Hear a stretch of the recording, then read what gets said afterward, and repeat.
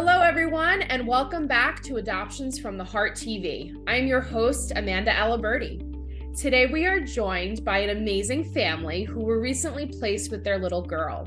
I'd like to welcome Mathieu and Baxter. Hi, Amanda. Hi, Amanda. Good to see you. So guys, can you start off by sharing with our audience a little bit about your expectations going into adoption? You are obviously an interracial couple. You are a same-sex male couple. Talk to us a little bit about what you were expecting coming into Adoptions from the Heart. We knew it was going to be a long process. I don't think we quite expected it to be that long. I think being an interracial couple, I think we had probably assumed that because we were only open to African American babies, we thought that maybe that would play in our favor and that we would get it much faster, and that was not actually the case. But I think there was a big slowdown during the COVID phase, and that might be why it took a bit longer. And then people will probably be like, why did you only want African American babies? I can answer that as well. I'm originally born in the South, and as we know, the South is a very black, you're black or white. And so I think just knowing that we'll be back in the South often and maybe having a 100% white baby could create some traumatic experiences for our future child, we chose to go for a child of color. How long did you guys wait for before you were eventually matched with Ella? I think it was about 3 years we got matched in the middle of 2023. Talk to me about that time. I know it was obviously a very anxiety-driven moment in your lives. I'm sure that there was a lot of conversations, a lot that was had. We have a lot of families that are struggling. Maybe they are in same-sex relationships, or they are an interracial couple, and they come to us and they want to know, like, what can we be doing? Do we have hope that we're going to be eventually matched? What advice would you give to those families? I would say, remain hopeful. So much happened in the 3 years. Like, pandemic, we moved multiple apartments, like obviously hoping to make room for baby. Sometimes it's tough. You're like, wait, let's go back and look at that key. Are we comfortable with more things? Should we make that adjustment? We ultimately, I would say, didn't change a lot because we, had a number of conversations about, obviously took classes. Are we okay with this? And we just decided to wait it out.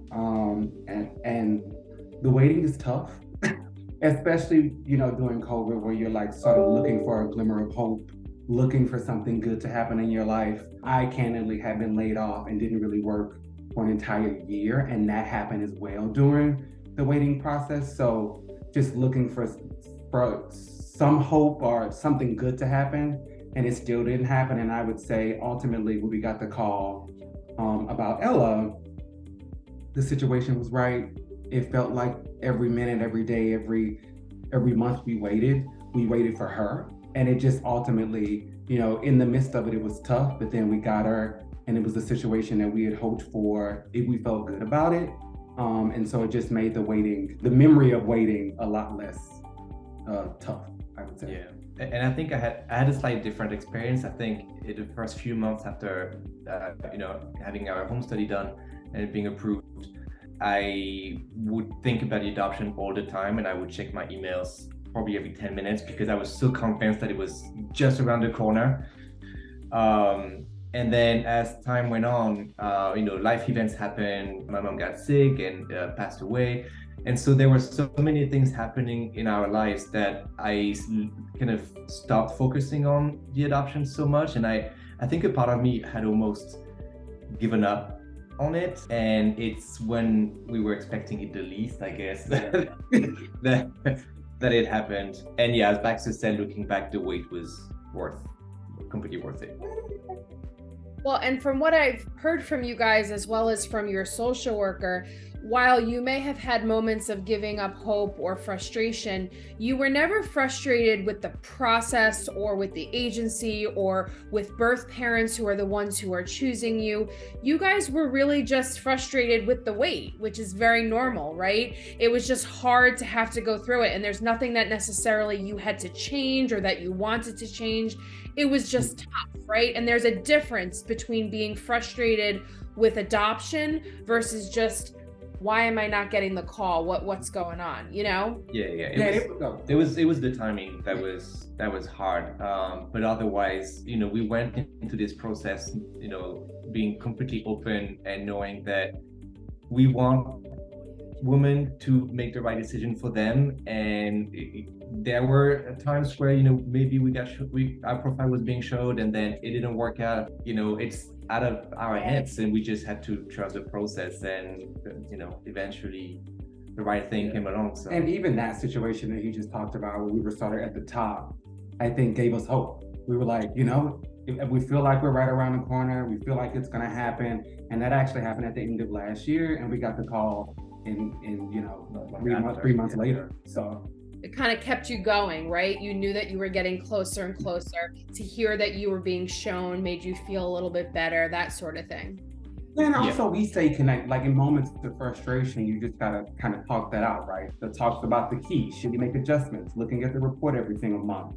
Hey, we were shown twice. It didn't happen, but we're being shown more. Just all those things to sort of keep yourself positive as possible. Yeah, and we had several calls with our social workers, and during the wait, and I think they were really good at explaining things to us and kind of reassuring us. Sorry, that's the big reassuring us and making us feel like we weren't the only ones that were waiting. And knowing that we had this community around us of people that were in the same situation, like on the support group calls, I think that was really helpful as well. I mean, you bring up such a good point that I want to make sure our audience members remember. One, stay connected to the agency, right? Build a relationship with your social worker, with your office, maintain communications, whether that's through email, phone calls, Zoom. You want to know that you have that support person in your corner. And take advantage of agency events, attend the support groups that they hold, review the monthly match reports that we send out at the beginning of every month that reflects the previous month's worth of matches. It allows you to truly see what's happening and know when you're being shown. But on top of that, I think it's important to be accountable for where you lie in the profile showing. So if you are more conservative of a family, you have to remember you're not being shown as much, right? So your chances of being selected kind of go down a little bit. Doesn't mean you should just start checking things off on your key, which it sounds like for you guys, you were at a certain comfort level and you were not going to change and you were okay with that. And I actually really respect you for that. You knew that's where you stood. You weren't going to make changes just based off of wanting to get matched sooner. And you were okay with knowing that it may take a little bit longer. Hey, some of those conversations were tough. I think at some point, Matt, it was like, I feel like I want to check these boxes. And I was like, well, I don't ultimately feel comfortable with that. So like maybe there's some meat in the middle where we, check this off because it's, we feel more comfortable with that and maybe not other things. So just keep having those conversations. Ultimately, you both want to feel comfortable with what is in that queue, not just one versus the other. I mean, that is so true. And I appreciate you being honest about that, because it's okay to say that one of you may be okay with something versus the other, but ultimately you have to come together and make a decision that both of you are comfortable with. Because those are tough conversations to navigate, especially when you get those emailed situations that you have to review and say yes or no to, right? And if you're 2-3 years in, your decision making sometimes gets affected by that because you're a little more on edge as opposed to 3 months in of wait. So I think that's really important to continue to remind folks who are in the waiting profile book. Yeah. Guest appearance, she was getting a little agitated.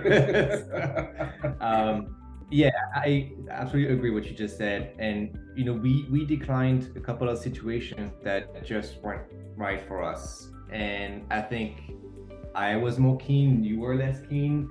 And, looking back, those weren't situations that Yeah, were but it's gonna also affect like my he son. would, again, scan, and I would say, well, I read something different, and I feel different about this, and this doesn't feel so good for me.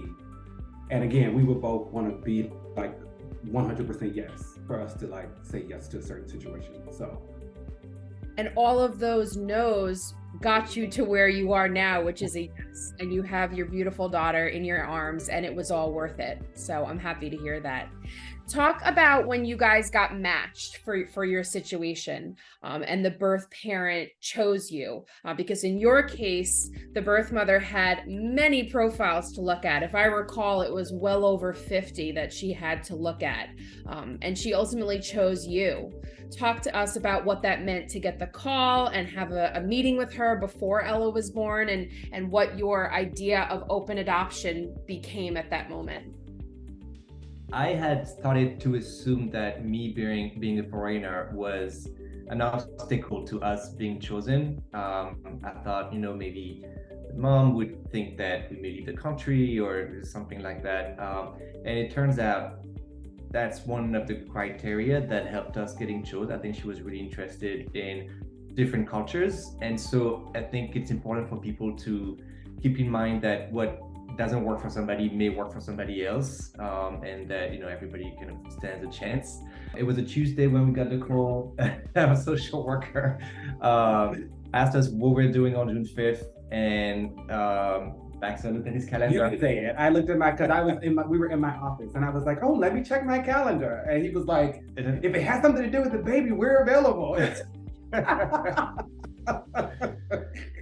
And that was the case, and we met with the mom I think a month later in the Wilmington office, and it was quite nerve-wracking and amazing at the same time. You obviously you're super excited, you want to make a good impression, you want to make sure that she doesn't change her mind after having looked at your profile, and once she meets you in person, you want her to change her mind. And I think she was also very shy, so it felt like we were doing most of the talking. I mean, it felt high stakes, which I look back on it and maybe wasn't that high stakes. And obviously you were in that meeting and was so good at sort of like moving the conversation forward. And you knew that she was shy, and we tried to be as charismatic and make her as comfortable as possible. But I think we walked out of that meeting being like, whoa, like what? We were tired. We were really exhausted, but we felt really good about it. And I think we both had a level of comfort that like it went well, and we didn't think she would change her mind. Not that, you think about everything comes into your mind when you're in these meetings. We felt good about it and lucky to be able to meet her before, the baby arrived. So I also add that we had a really great hospital experience at Christian Care. Amazing. The staff was amazing, and we got our own hospital room for 2 nights, and we were on the same floor as the mom. And we would go visit her with the baby. Sometimes she would take the baby while we have dinner, for example. We actually developed a good relationship with her. She was unsure she wanted to be open with us, and so I think we wanted to take this like 3-day opportunity before discharge to sort of cultivate some, the beginnings of a relationship, in hopes that at some point we will be able to meet her in person, and for our baby to be able to meet her as well. I do just want to add that as an outsider to your triad, witnessing that first initial meeting, even going through the point of the hospital experience and all the good things that came, I feel like one of the reasons why it worked is because you guys were so open, you were so patient. I don't think you had any like preconceived expectations of what this had to be. You both have very vibrant, energetic personalities, but you were also respectful of the fact that the birth mom doesn't. I think she's a little more, as you mentioned, reserved, quiet, but that doesn't mean that she doesn't want to be involved or know what's happening. And even from the beginning, when she first reviewed profiles, she sat and thoroughly went through every single profile and really made that decision based off of what she felt in her heart was right.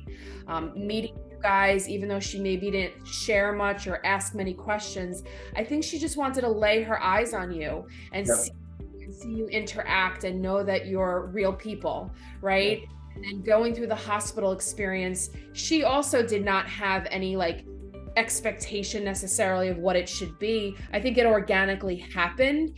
And for her, and what she has shared with us as an agency, is she just felt comfortable. Like, you're the right fit, you're the right match. This is what was meant to be.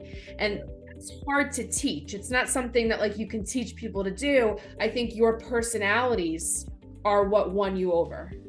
Right. Yeah. Yeah, I think so. And our hospital experience with her, we were just comfortable with each other.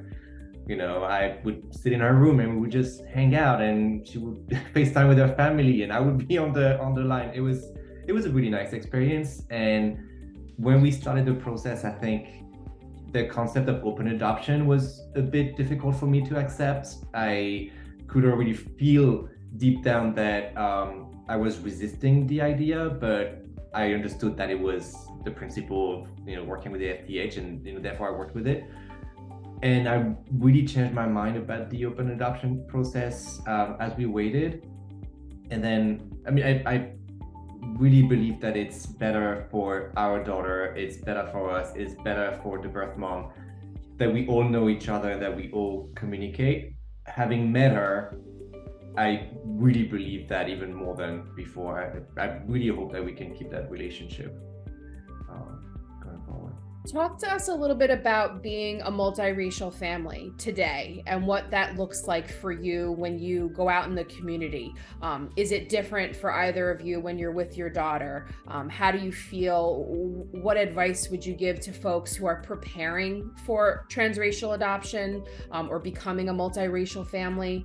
Let's talk a little bit about that topic. I would say, because she just has a lighter skin tone, that when I am with her by myself, I'm pretty sure they assume that I'm probably married to a white woman or somebody with fair skin. I think the same is probably with when he's out with her. They probably assume that he is probably married to a woman of color. People do give me a second look though. when they see her, and then they look at me again, and they're like, wait.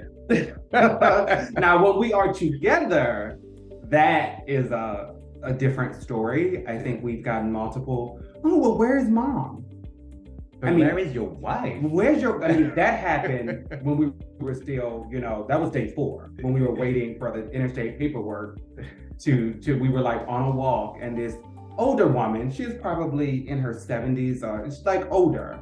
How old is that baby? And we're like, she's, honestly, she's 4 days old. Well, where's the mother? And I'm like, here we go, girl. And like, yeah. And he responds, what did you respond? My husband is right there. My husband is right here. And then they obviously white, like stone cold, like, oh my God. But we just kept walking. It happened a couple of weeks ago when we went apple picking. Oh my God, whose baby is that? Like, where's the mom?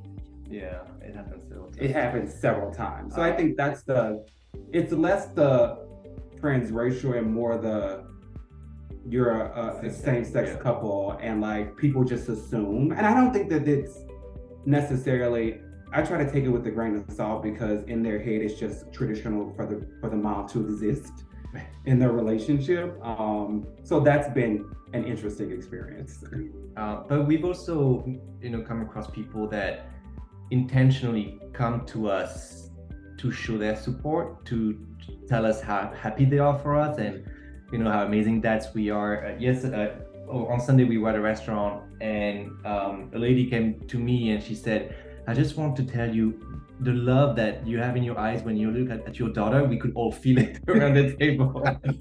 And that was really touching, because I think people know that it's not easy for a same-sex couple, interracial couple, to build a family. And I think they just want to show that they are very supportive of us. And that's a really good feeling. Well, and it just sounds like you guys use a lot of honesty in your conversations and in your responses to folks. You're just honest and transparent about, well, here is her father, her other father, right? I like that. I like to hear that, because I know as families are preparing for this, sometimes these are really tough conversations of what do we say? How do we prepare? What are we going to tell people? But for you guys, it just seems to come natural and you organically answer and you're okay. We come back not in a snark. It's like, oh, my husband's right here. Her father's right here. It's just the truth. I think they obviously get like, oh my God, I'm so sorry. It's fine. We don't need 10 apologies. Let's move on. Yeah. But yeah, we just an honest response. And again, I think I don't think that they're trying to be malicious in any way.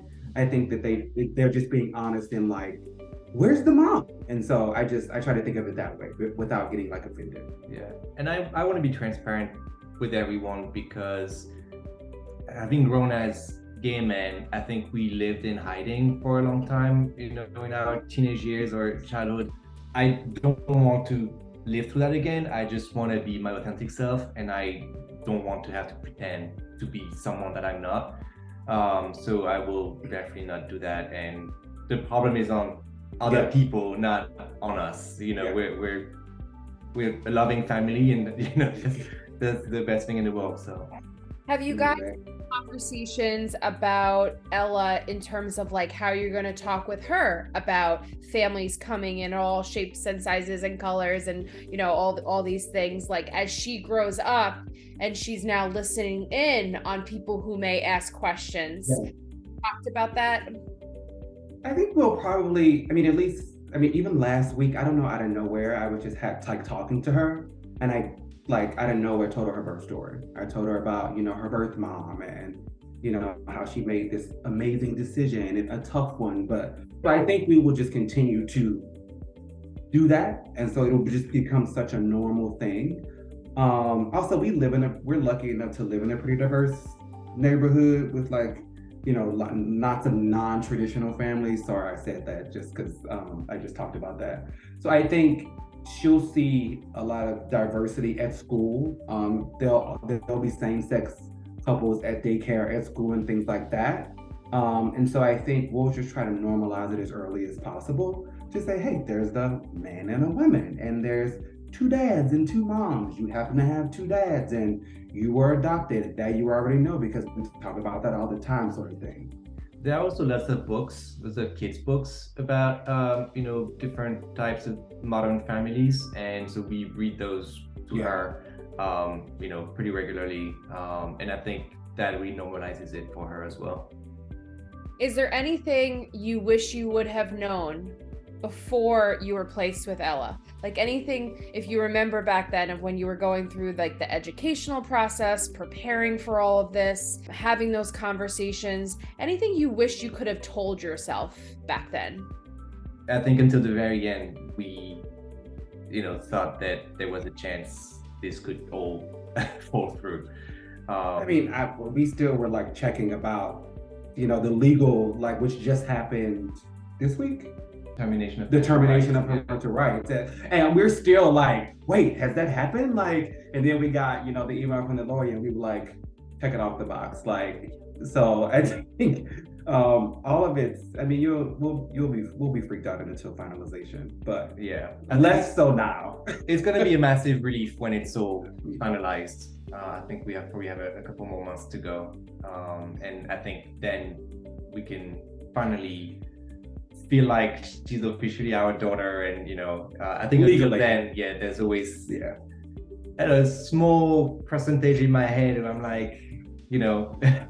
I do just want to leave off by asking if there's anything else that you want to share, anything that's within you that you feel like you want our audience to know about your experience, or just anything about becoming parents, anything else that you want to talk about.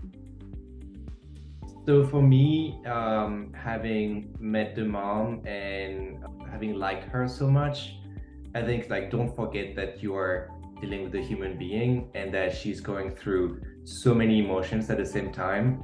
And she's doing a beautiful thing, but you also have to appreciate that she is in her full right to change her mind.